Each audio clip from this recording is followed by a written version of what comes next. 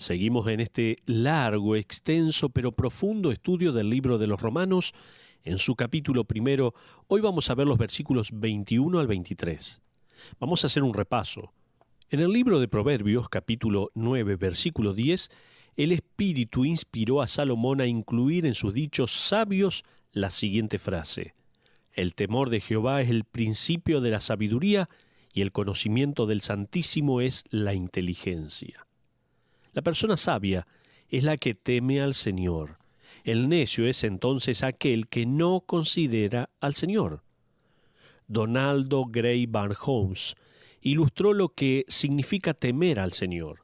La siguiente es la ilustración que él usó en su sermón manuscrito. Escuche bien lo que él decía. Muchos años atrás casé a una joven pareja. Se había conocido cuando estuvieron en la secundaria y nunca más se vieron el uno al otro. Después de la boda, fueron a su luna de miel y después de unas pocas semanas regresaron a casa. Los vi en la iglesia el domingo y los saludé con una buena y pequeña broma. Pregunté a la esposa si había quemado el asado de su primera cena.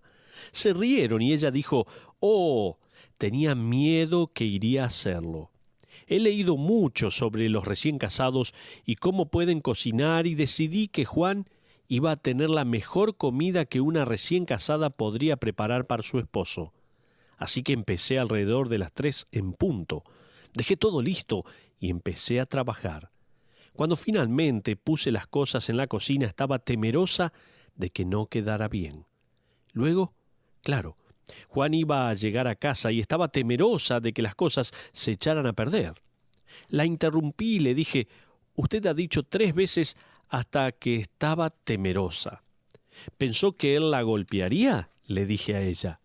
Dijo: «Claro que no», y lo miró con todo el amor de su corazón en sus ojos. Pero persistí. «Usted dijo que estaba temerosa». Me interrumpió. «Usted sabe lo que quiero decir». Y claro que lo sabía. Su temor no era de miedo, su temor era simplemente un gran deseo de agradar y servir a aquel a quien ella se había entregado a sí mismo por completo. En este caso entonces, tomando prestado de las palabras de Salomón, el temor de Juan era el principio del buen cocinar. Tal vez esto le ayude a entender cómo es que el temor de Jehová es el principio de la sabiduría y la inteligencia. Hasta ahí lo que escribió Donaldo Barnhouse en su sermón manuscrito. Es verdad que cuando usted desea vivir, amar, agradar y vivir para el Señor, entonces sobre esta base la verdadera sabiduría e inteligencia para vivir está construida. Ignorar a Dios, sin embargo, es el principio de la necedad. En lugar de volverse sabio, el incrédulo pierde la habilidad para obrar con discernimiento y sano juicio. No conocen lo bueno ni lo malo. Pecan sin ninguna consideración a las consecuencias y demandan ser considerados sabios.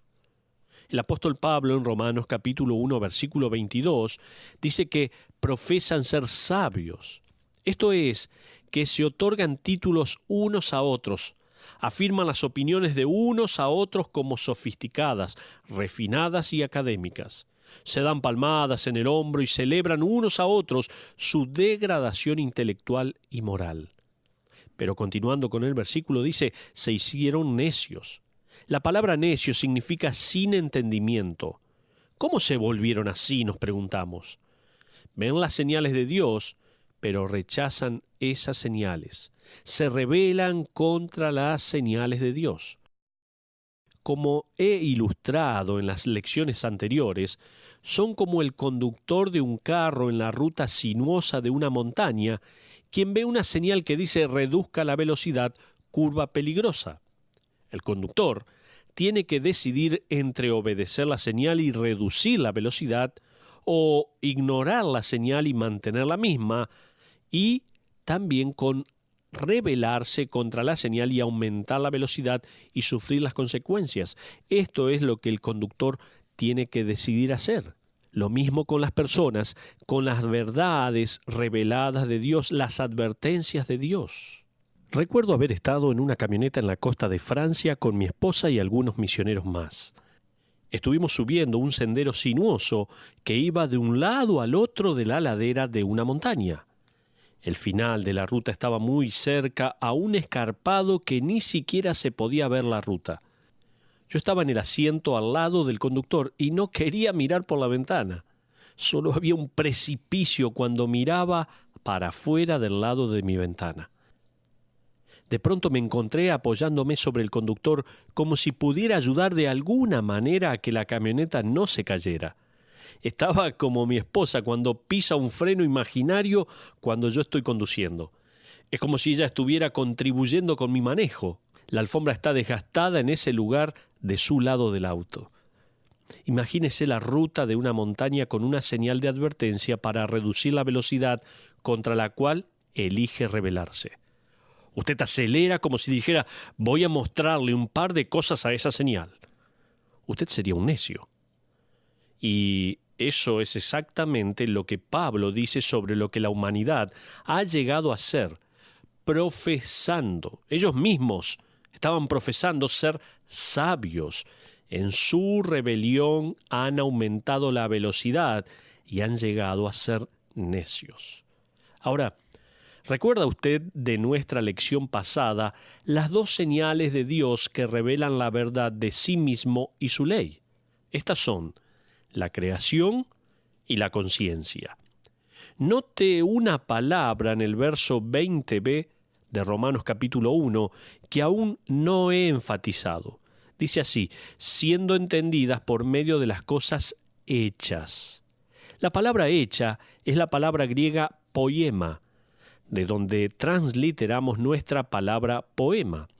La creación es la poesía de Dios. Es su obra artística maestra y debería llevar a toda la humanidad a querer conocer a su artista. En lugar de eso, la poesía de Dios es desconsiderada, mientras que la obra maestra es atribuida a la casualidad y a la evolución. Pero esta ira de Dios es merecida. En este repaso, en segundo lugar, no solo la poesía de Dios es desconsiderada, sino que la ira de Dios es merecida. El verso 20 termina con las palabras inequívocamente claras, no tienen excusa. En lugar de ver al artista divino, la raza humana ha tratado de buscar explicación fuera de él. Han ignorado sus pinceladas, suprimido la verdad de su diseño maestro y silenciado la voz que Él ha colocado en nuestros corazones, que nos susurra verbalmente y moralmente y de rendición de cuentas final. Carlos Darwin una vez dijo que el hombre se desarrolla desde un óvulo que no difiere en nada de los óvulos de los animales. Cuando Darwin lo dijo, no sabía nada acerca de los genes, no sabía nada acerca de los cromosomas, no sabía nada acerca del ADN y sus millones de celdas de información. Un autor dijo, la declaración de Darwin es tan necia como decir que el roble se desarrolla de una diminuta semilla que no difiere en nada de la semilla que produce la mostaza. La verdad es que la diferencia nos está dejando asombrados. Hay una química en nuestra iglesia que enseña en una universidad que prefiero no nombrarla, o decir que espero que su equipo de fútbol sea mejor que su equipo de básquet. Ella me estuvo diciendo que el asunto hoy no es tanto el origen de la vida. Esto es tema pasado. Simplemente porque todos los descubrimientos relacionados al ADN y la información incrustada dentro de las células vivientes. Ahora ella dijo que el asunto en cuestión dentro del mundo científico es el origen de la información que produce la vida.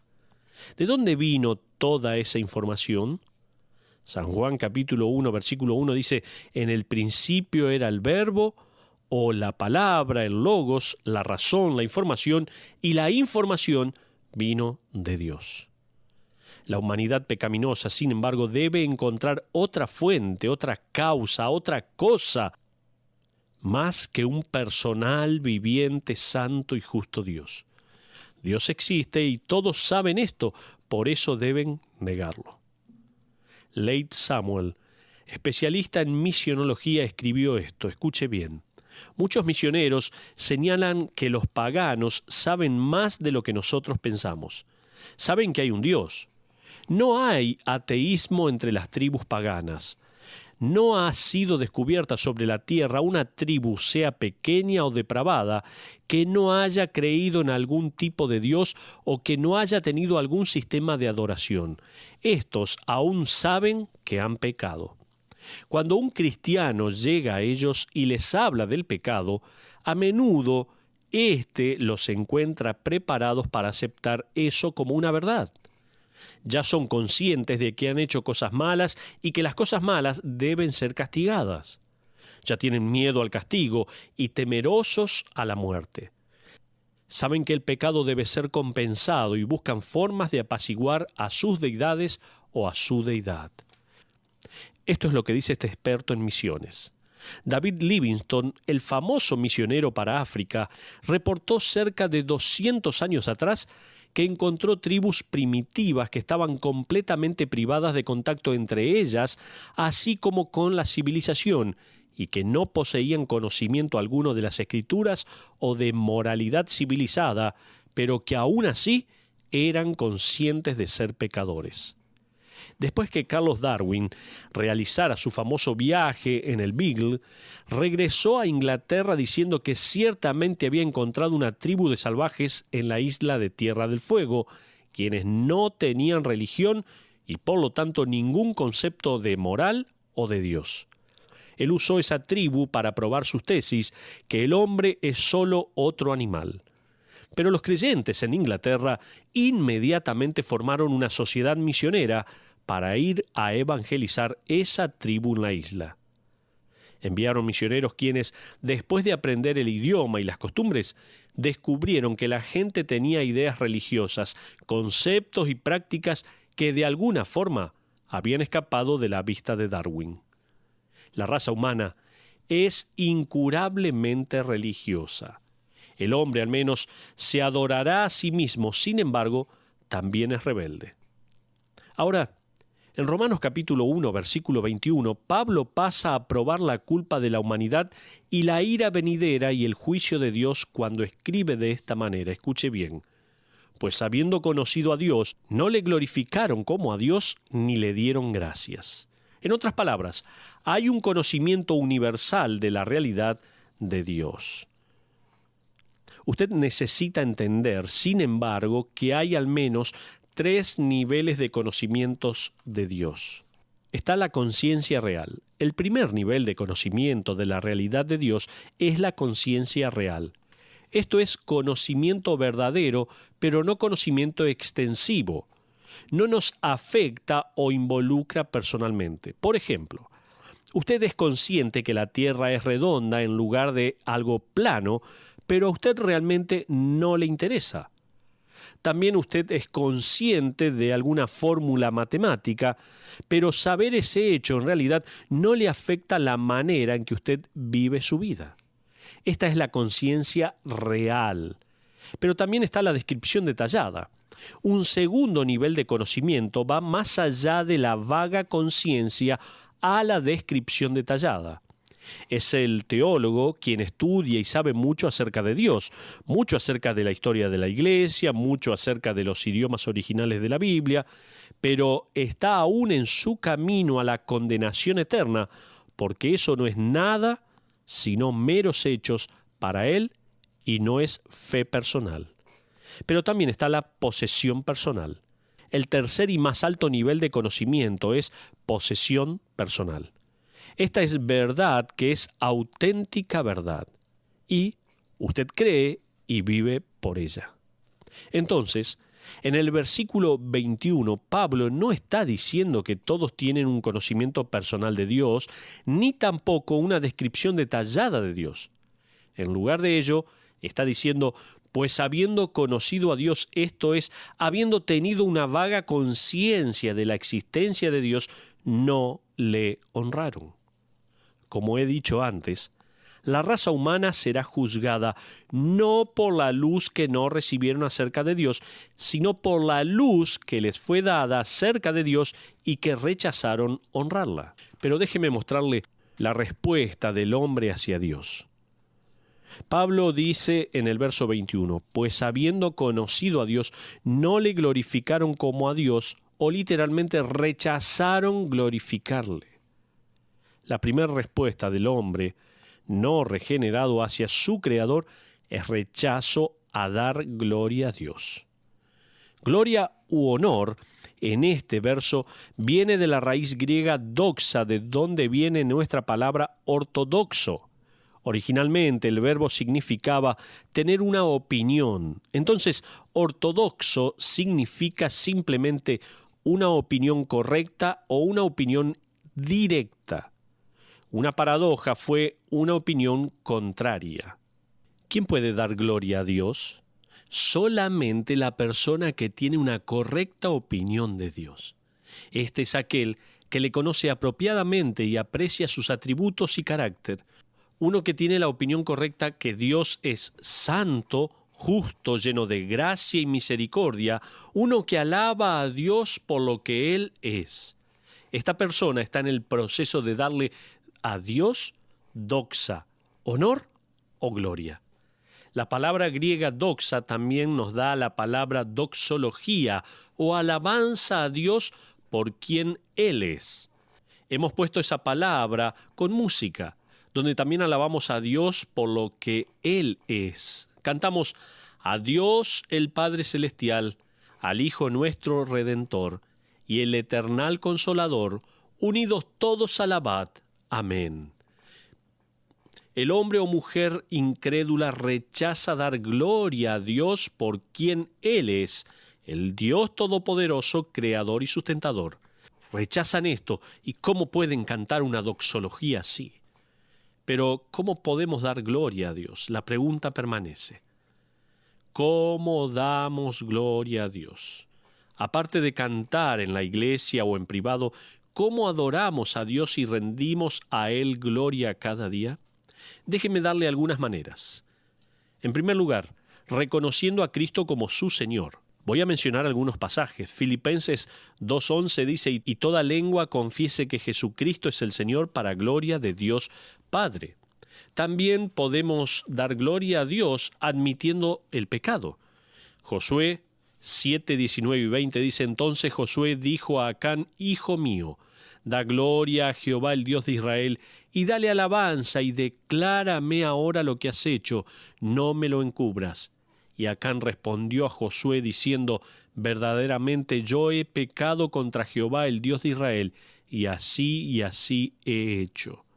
También damos gloria a Dios confiando en Él con nuestra vida. Romanos 4:20 y 21 dice, tampoco dudó por incredulidad de la promesa de Dios, sino que se fortaleció en fe, dando gloria a Dios, plenamente convencido de que era también poderoso para hacer todo lo que había prometido. También damos gloria a Dios alabándole con nuestra voz. Salmos 149, versículos 1, 5 y 6a dice, cantad a Jehová cántico nuevo, su alabanza sea en la congregación de los santos, regocíjense los santos por su gloria y canten aún sobre sus camas, exalten a Dios con sus gargantas. También podemos dar gloria a Dios orando para que se haga su voluntad. San Juan 14:13 dice, y todo lo que pidiereis al Padre en mi nombre lo haré para que el Padre sea glorificado en el Hijo. También damos gloria a Dios sirviendo a la familia de la fe. 1 Pedro 4:10 y 11 dice, cada uno según el don que ha recibido, ministrelo a los otros, como buenos administradores de la multiforme gracia de Dios. Si alguno habla, hable conforme a las palabras de Dios. Si alguno ministra, ministre conforme al poder que Dios da, para que en todo sea Dios glorificado por Jesucristo, a quien pertenecen la gloria y el imperio por los siglos de los siglos. Amén. Usted podrá haber pensado que cuando está estacionando autos, cambiando pañales, dando la bienvenida a las visitas, acomodando sillas o dirigiendo los juegos de los niños, usted estuvo simplemente ayudando a suplir una necesidad. Más que eso, usted estuvo llevando honor y gloria a Dios, créalo así. Estuvo expresando su opinión correcta del valor de Dios. Él es valioso para usted. Pero también podemos dar gloria a Dios predicando y enseñando la palabra de Dios. Segunda Tesalonicenses 3:1 dice: por lo demás, hermanos, orad por nosotros, para que la palabra del Señor corra y sea glorificada, así como lo fue entre vosotros. Pienso también en la iglesia primitiva en Hechos capítulo 2, que vio la rápida propagación de la palabra de Dios siendo predicada y enseñada. Así la iglesia estuvo alabando a Dios.